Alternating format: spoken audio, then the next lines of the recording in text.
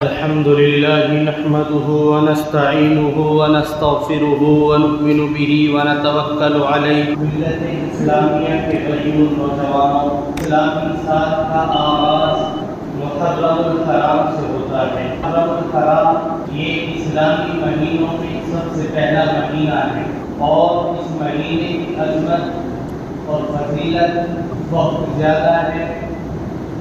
کیوں اس لیے کہ یہ مہینہ اشہر حرم میں سے ہے۔ قرآن کریم بیان کرتا ہے ان عدۃ الشہور عند اللہ 12 شہرا فی کتاب اللہ یوم خلق السماوات والارض منها 4 حرم، کہ اللہ نے جب سے اس زمین کو بنایا، اللہ نے تبدیل سے مہینوں کی تعداد 12 رکھی ہے،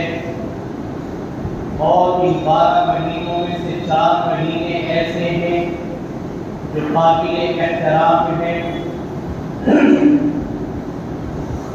جو قابل تعظیم ہیں۔ ذی القعدہ، ذی الحجہ، محرم الحرام اور رجب المرجب، یہ 4 مہینے ان 12 مہینوں میں سے قابل عظمت ہیں۔ چنانچہ ہم اسلامی تاریخ سے پہلے کی دنیا کو دیکھتے ہیں، اور آپ علیہ الصلوۃ والسلام جب اس دنیا کے اندر تشریف لائے ہیں، اس سے پہلے کی زندگی کو جب ہم نے دیکھا اور تاریخ کو پڑھا تو معلوم ہوا کہ آپ علیہ الصلوۃ والسلام سے پہلے دور جہالت میں، جس کو جہالت کا زمانہ کہا جاتا ہے، جب لوگوں کے اندر صرف اور صرف اندھیرا ہی اندھیرا تھا، چاروں طرف تاریکیاں تھیں، اسلام کی روشنی ان کے دلوں کے اندر اور ان کے گھروں کے اندر موجود نہیں تھی، اس وقت میں تاریخ بتاتی ہے کہ ان 4 مہینوں کی عظمت ہوا کرتی تھی۔ یہ 4 مہینے ان کے یہاں قابل احترام تھے، یہاں تک کہ اگر ان کے درمیان میں جنگیں جاری ہیں اور آپس میں لڑائیاں ہو رہی ہیں، لیکن اگر ان 4 مہینوں میں سے کوئی مہینہ پیش آ جاتا، کوئی مہینہ شروع ہوتا تو ان کی لڑائیاں موقوف ہو جاتی، ان کی لڑائیاں رک جایا کرتی تھی۔ معلوم ہوا کہ دور اسلام سے پہلے آپ صلی اللہ علیہ وسلم کے دنیا کے اندر آنے سے پہلے ہی یہ 4 مہینے قابل عظمت تھے، اور قرآن بیان کرتا ہے کہ اللہ نے جس دن سے زمین کو پیدا کیا ہے، اللہ نے اسی دن سے 12 مہینوں کی تعداد رکھی، اور ان 12 مہینوں میں سے 4 مہینے قابل عظمت، قابل احترام ہیں۔ چنانچہ معلوم ہوا کہ محرم الحرام کا مہینہ پہلے سے ہی عظمت کا مہینہ ہے، لہذا اگر آج کے وقت میں کوئی مسلمان محرم الحرام کی عظمت اور فضیلت صرف حضرت حسین رضی اللہ تعالی عنہ سے جوڑتا ہے تو تاریخ سے ناواقف ہے، ایمان سے ادھورا ہے، اس کا ایمان خطرے کے اندر ہے، اس لیے کہ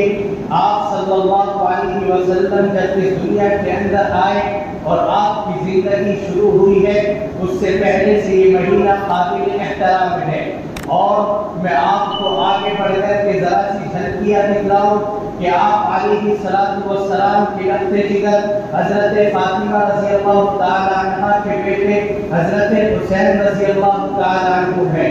جو آپ صلی اللہ علیہ وسلم کے نواسے ہوتے ہیں، لیکن آپ علیہ الصلوۃ والسلام فرماتے ہیں کہ حسین سے محبت مجھ سے محبت ہے، ہاں دین سے محبت ہے، لیکن اللہ کے نبی صلی اللہ علیہ وسلم نے پورے ذخیرہ احادیث کے اندر کہیں بھی اس بات کو بیان نہیں فرمایا کہ امام حسین کی شہادت ہوگی اور اس شہادت پر تمہارے لیے غم کا منانا جائز ہوگا۔ آؤ میں آپ کو جھلکیاں دکھلاؤں حسین کے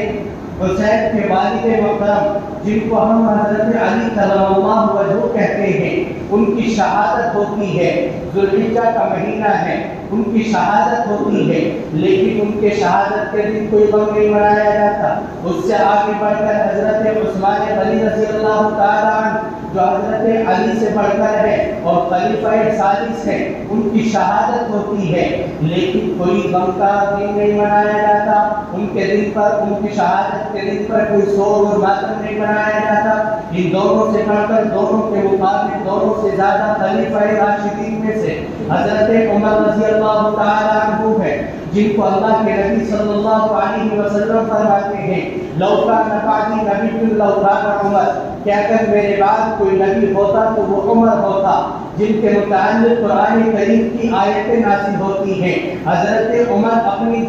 اپنے زبان کے کچھ باتوں کو ارشاد فرماتے ہیں، اپنے دلوں کے اندر اس بات کا ارادہ کرتے ہیں۔ اللہ رب العزت قرآن کریم کی شکل کے اندر آیت کریمہ نازل فرما دیتے ہیں، وہ حضرت عمر رضی اللہ تعالیٰ عنہ ہے۔ ان کی شہادت ہوتی ہے تو محرم الحرام کی پہلی تاریخ کو ہوتی ہے، لیکن کوئی ان کی تاریخ کو جاننے کی کوشش نہیں کرتا، اور پہلے دن محرم الحرام کی پہلی تاریخ کو کوئی سو نہیں مناتا۔ اور اس سے آگے بڑھ کر ہم سب کے آقا تاجدار مدینہ حضور اکرم صلی اللہ علیہ وسلم، جو حضرت عمر کے بھی سردار ہے، حضرت حسین کے بھی سردار ہے، حضرت علی کے بھی رسول ہے، حضرت عثمان کے بھی آقا ہے، جب وہ اس دنیا سے وفات پاتے ہیں، تاریخ کہتی ہے کہ تمہیں اس دن غم نہیں منانا ہے، تمہیں اس دن سوگ نہیں منانا ہے، تمہیں اس دن رونا نہیں ہے، تمہیں اس دن کچھ ہونا نہیں ہے، بلکہ اعتدالی راہ کو اختیار کرنا ہے۔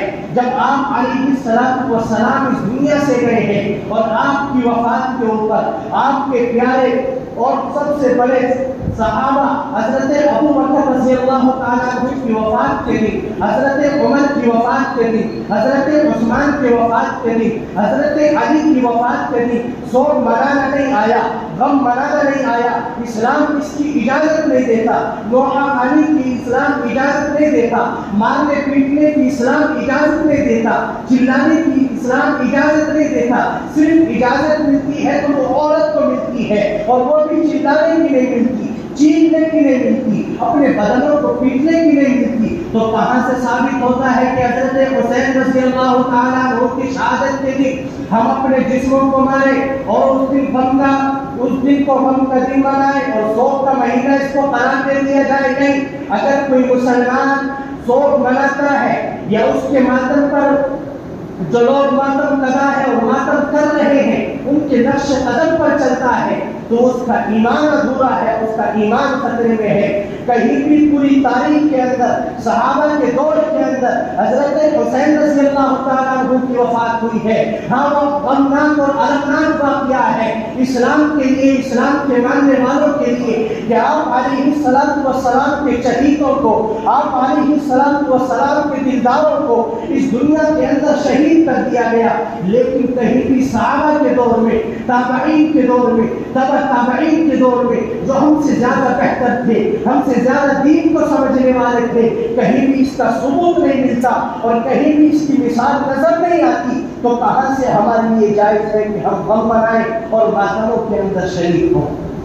مسلمان، سچا پکا مسلمان، اس کے لیے ہرگز اجازت نہیں ہے کہ وہ ماتم کدوں کے اندر شریک ہو، یہاں تک کہ کسی بچوں کا، کسی نوجوان کا، کسی بھی اسلام کے ماننے والے کا ماتم کرنا تو دور کی بات، ماتم ہوتے ہوئے دیکھنا، ان کو دیکھنے کے لیے جانا، اور اس مہینے کے اندر ہونے والی تمام خرافات و بدعات جو آج کل ہمارے سامنے رائج ہے، حلوہ بنانا، حلیم اور کھچڑے پکانا، عورتوں کا بناؤ سنگار کو چھوڑ دینا، یعنی مہندی لگانا، اپنی چوڑیوں کو اتار دینا، اور طرح طرح کی باتیں ہیں، بدعات ایسی ایسی رسمیں ہیں جن کا آپ تصور بھی نہیں کر سکتے، آج ہمارے گھرانوں کے اندر ہے۔ اسلام جس کی اجازت نہیں دیتا، یہاں تک کہ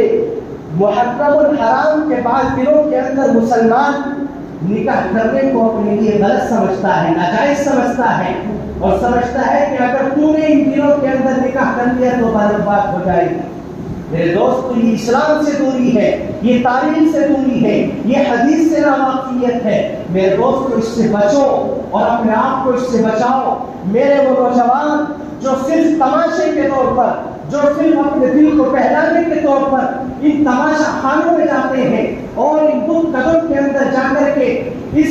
رسم و رواج کو دیکھتے ہیں، اس بدعت کو انجام دیتے ہوئے دیکھتے ہیں، وہ بلاغت کی شریک ہیں۔ اس سے اپنے آپ کو بچائیں۔ میں آپ کو بتلاؤں، آپ علیہ الصلوۃ والسلام سے اس مہینے کے اندر 10 محرم الحرام، جس کو ہم یوم عاشورہ کہتے ہیں، صرف 2 کام آپ علیہ الصلوۃ والسلام سے ثابت ہیں۔ اس کے علاوہ کوئی اور کام آپ صلی اللہ علیہ وسلم سے ثابت ہی نہیں ہے۔ اور اس کے علاوہ جو مخالفین حضرات اور ماتم بنانے والے، اپنے سینوں کو پیٹنے والے غلط احادیث کو بیان کرتے ہیں، وہ سراسر جھوٹی ہے۔ اور اللہ کے نبی صلی اللہ علیہ وسلم فرماتے ہیں، من کذب علی متعمدا فلیتبوأ مقعدہ فی النار، کہ جو مجھ پر جھوٹا بہتان باندھے، یعنی کسی بھی بات کو آپ صلی اللہ علیہ وسلم کی جانب منسوب کر دے جس کو آپ نے ارشاد نہیں فرمایا، تو آپ فرماتے ہیں کہ وہ اپنا ٹھکانہ جہنم میں بنا لے۔ وہ آپ کے سامنے حدیثوں کو بیان کریں گے، 2 مشہور حدیث ان کے ساتھ یہاں بیان کی جاتی ہیں۔ آپ علیہ الصلوۃ والسلام فرماتے ہیں کہ 10 محرم کا روزہ میں اللہ سے امید کرتا ہوں کہ رمضان کے روزوں کے بعد وہ سب سے قابل احترام روزہ ہے۔ اس دن اگر کوئی روزہ رکھتا ہے تو اللہ رب العزت 10 محرم کے روزہ رکھنے کی برکت سے اس کے سال بھر کے گناہوں کو معاف فرما دیں گے۔ اور اسی پر بسر صحابہ کرام عرض کرتے ہیں، اللہ کے نبی، 10 محرم کا دن ہے، یوم عاشورہ ہے، ہم نے بھی روزہ رکھا، آپ نے بھی روزہ رکھا، لیکن معلوم ہوتا ہے کہ بعض یہود و نصارہ اس دن روزہ رکھتے ہیں۔ آپ علیہ الصلوۃ والسلام نے معلوم کیا تو پتہ چلا کہ ہاں واقعی یہود و نصارہ اس دن روزہ رکھتے ہیں۔ آپ نے معلوم کیا کہ اس وجہ سے کہ حضرت موسیٰ، سیدنا موسیٰ علیہ السلام، اس دن اللہ نے ان کو عزت بخشی، ان کی قوم کو بچایا اور فرعون کو ذلیل و رسوا کیا۔ حضرت موسیٰ علیہ السلام نے اس کی خوشی میں شکرانے کے طور پر اس دن روزہ رکھا۔ حضرت محمد رسول اللہ صلی اللہ علیہ وسلم فرماتے ہیں کہ تم سے زیادہ حقدار ہم موسیٰ علیہ السلام کے ہیں، لہذا ہم اس دن روزہ رکھیں گے، لیکن یہود و نصارہ اس دن روزہ رکھتے ہیں، ہم ان کی مخالفت کرتے ہوئے نبی تاریخ کا بھی اگلے سال سے انشاءاللہ روزہ رکھیں گے۔ صحابہ کرام بیان کرتے ہیں کہ اگلا سال نہیں آنے پایا تھا کہ آپ علیہ الصلوۃ والسلام کی وفات ہو گئی، اور پھر پورے اپنے دور کے اندر صحابہ نے مسلسل، جس صحابی کے دور میں جب بھی یہ یوم عاشورہ آیا، صحابہ نے 9 تاریخ، یہ 10 تاریخ، یہ 10 تاریخ اور 11 تاریخ، ان 3 دن میں سے 2 دن کا روزہ رکھا۔ لہذا مسلمان کو حکم ہوا کہ آپ اگر روزہ رکھنا چاہیں تو 9 محرم یا 10 محرم 2 دن کا روزہ رکھیں، یا 9 کا نہیں رکھا تو 10 محرم اور 11 محرم 2 دن کا روزہ رکھیں۔ آپ نے بات سنی، لیکن اس بات کے اندر ایک نقطہ ہے جو میں آپ کو سمجھانا چاہتا ہوں۔ وہ نقطہ کیا ہے؟ آپ علیہ الصلوۃ والسلام نے یہود کی مخالفت کی روزہ رکھنے کے اندر، وہ ایک روزہ رکھتے تھے، آپ نے فرمایا ہم 2 روزے رکھیں گے۔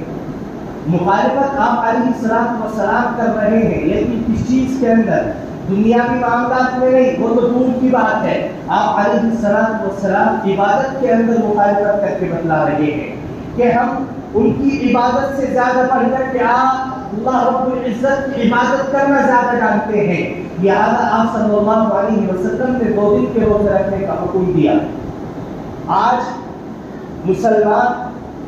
کس طرح کی مشابہت اختیار کرتا ہے؟ آپ نے وہاں پر یہود کی مشابہت سے منع فرمایا عبادت کے اندر، لیکن آج مسلمان مشابہت اختیار کرتا ہے یہود و مشرکین کی، نصارہ کی، اپنے شریعت کے اندر۔ عبادت تو بات دور کی ہے، اپنی زندگی کے اندر ایسے کاموں کو اختیار کرتا ہے جن سے صاف معلوم ہوتا ہے کہ مسلمان نہیں بلکہ انگریز ہے۔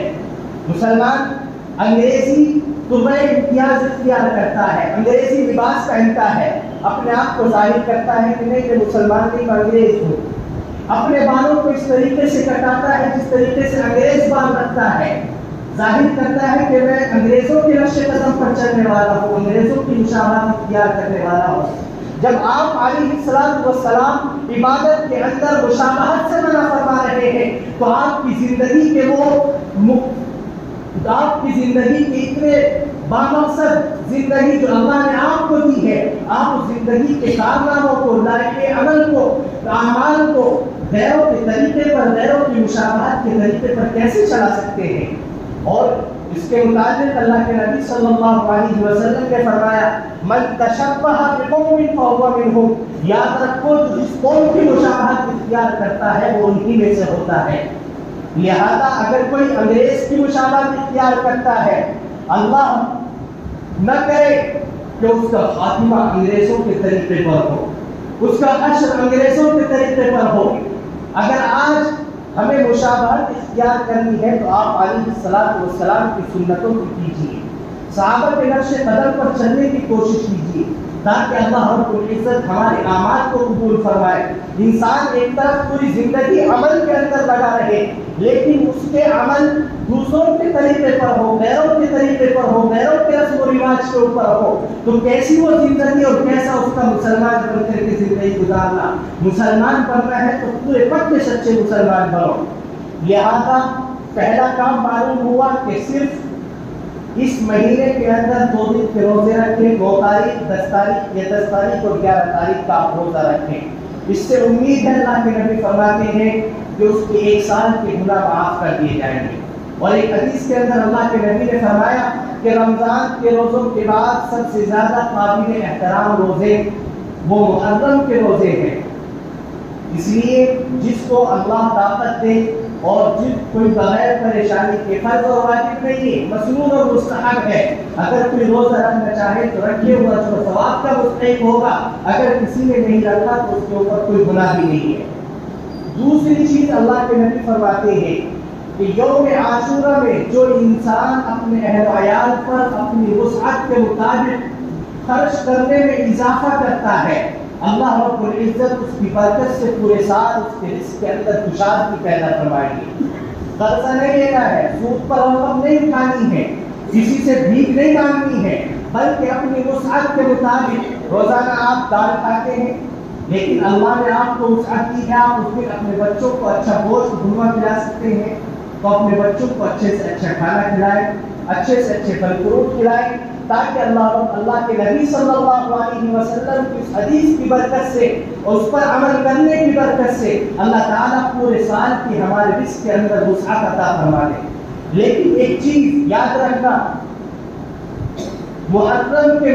اعتبار سے نہیں، یہ کسی اور رسم و رواج کے اعتبار سے نہیں، جب آپ خرچ کرنے کے اندر اضافہ کریں تو آپ کے ذہن کے اندر یہ نیت ہو کہ میں آپ علیہ السلام کی حدیث کے اوپر عمل کرنے کے لیے اس کام کو انجام دینے جا رہا ہوں، تب اس کام کے اندر برکت ہوگی۔ اگر ذہن کے اندر، نیت کے اندر ذرہ برابر بھی کھوٹ اور فساد پیدا ہوا، آپ خرچ بھی کریں گے لیکن وہ رسم و رواج کے اندر آ جائے اور آپ کا خرچ کرنا ضائع اور فضول ہوگا۔